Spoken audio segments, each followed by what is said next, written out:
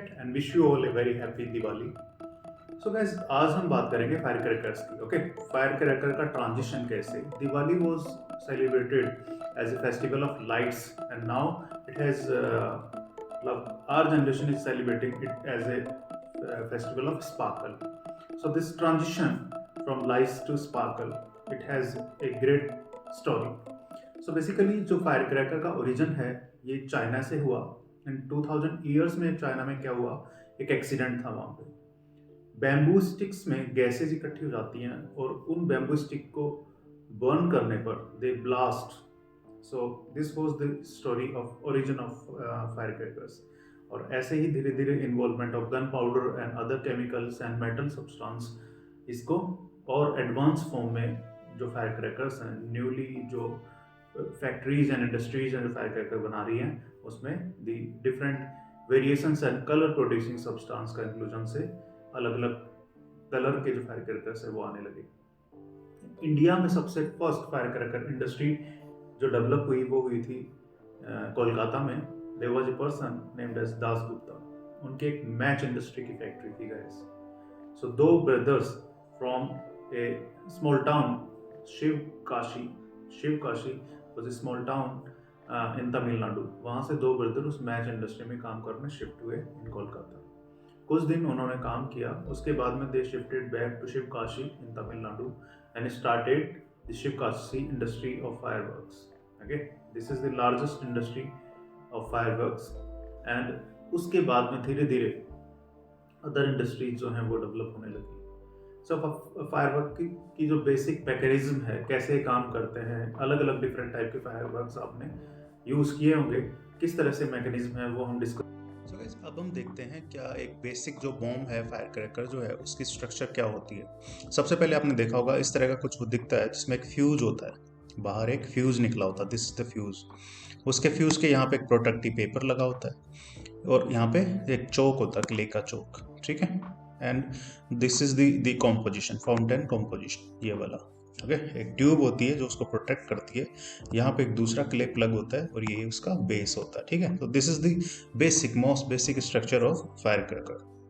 Okay, तो ये देखो दूसरा जो अंदर, इसके अंदर क्या होता है, ठीक है। ये हमने फ्यूज देखा, ये फ्यूज है।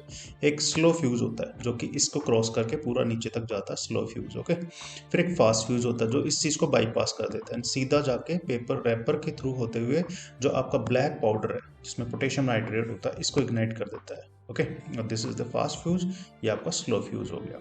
इसके अंदर सारे आपके जो सब्सटेंस होते हैं वो भरे होते हैं, लाइक फ्लैश भरा होता है, ग्रीन कलर का और रेड कलर का, अलग अलग जो जो केमिकल्स होते हैं जो अलग अलग कलर देते हैं हर एक बॉम्ब को, एक फायर क्रैकर को, वो सारे सब्सटेंस इसमें यहाँ पे इस एरिया में भरे होते हैं, ठीक है।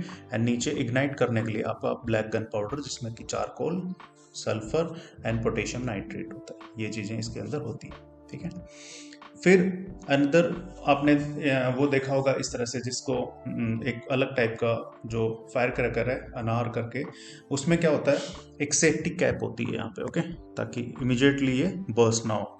उसके बाद में क्या होता है, एक क्विक मैच लीडर यहाँ पे, एंड एक कट अवे होता है, ठीक है, यहाँ से लेके जाने वाला। इसको रैप, वही पेपर रैप होता है चारों तरफ इसका शैल।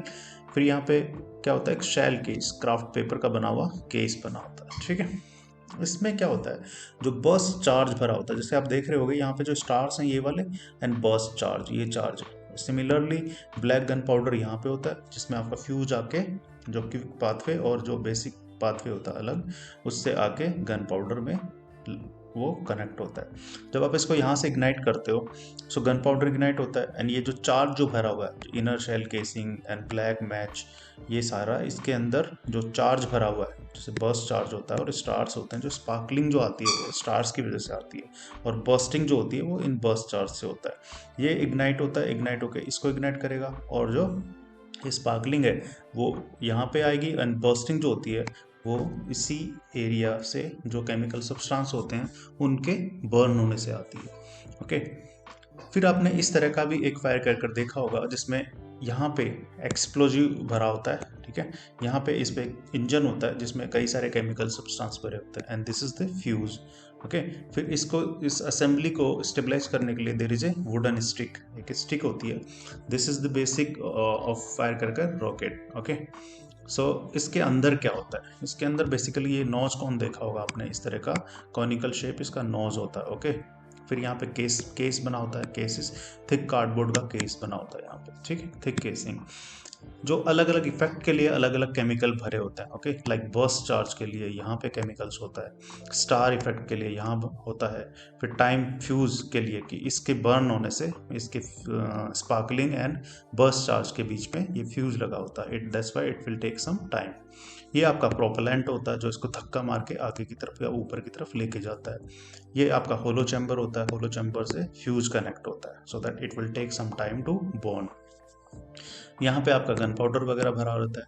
ओके, सो इसके फ्यूज को आप इग्नाइट करते हो, यहाँ से गन पाउडर बर्न होता है, बर्न के बाद में जो प्रोपेलेंट है वो प्रोपेलेंट चार्ज होता है, चार्ज होने के बाद में ये ऊपर की तरफ इसको धक्का मारता है, धक्का मारने के बाद में कुछ टाइम ये जो फ्यूज है ये लेके जाता है यहाँ तक बर्न और इसको इग्नाइट करता है, बर्स्ट होता है, यानी स्टार इफेक्ट यानी स्पार्कलिंग जो है वो इसके बर्न होने के बाद में आता है। बेसिकली होता क्या है, किसी भी फायर आर्म में या फायर क्रैकर जो है उसमें कई तरह के सब्सटेंस होते हैं। सो पहली चीज, सबसे पहले किसी चीज को बर्न करने के लिए क्या जरूरत होती है, फ्यूल।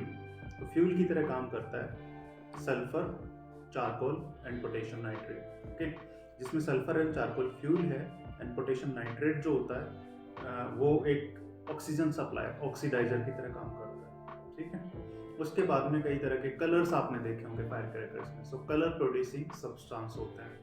कलर प्रोड्यूसिंग जो सब्सटेंस है इसमें एल्यूमिनियम, मैग्नीशियम हो सकते हैं मेटल्स, या फिर कैल्शियम, सोडियम और इन सब जो सॉल्ट्स हैं इनके सॉल्ट्स हो सकते हैं। ये अलग अलग कलर प्रोड्यूस करते हैं। बेरियम के सॉल्ट्स आते हैं वो अलग कलर प्रोड्यूस करेंगे, कैल्शियम के सॉल्ट हम अलग कलर प्रोड्यूस करेंगे। लाइक येलोइश कलर जो होता है वो आपका सोडियम प्रोड्यूस करता है, बेरियम का जो होता है वो ग्रीनिश कलर प्रोड्यूस करता है। इस तरह के अलग अलग जो कलर्स हैं वो प्रोड्यूस होते हैं due to burning of these salts and metals. अब नाउ एक फ्यूज होता है, फ्यूज जब इग्नाइट होता है तो वो गन पाउडर को इग्नाइट करेगा, then it ignites the substance filled up in that particular fire cracker, और उससे जो फिनोमिनन है वो आपको देखने को मिलता है, ठीक है।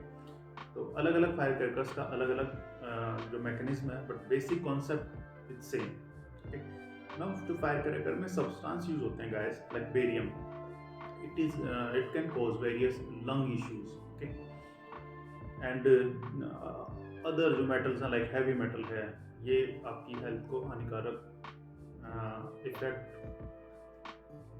कर सकती हैं।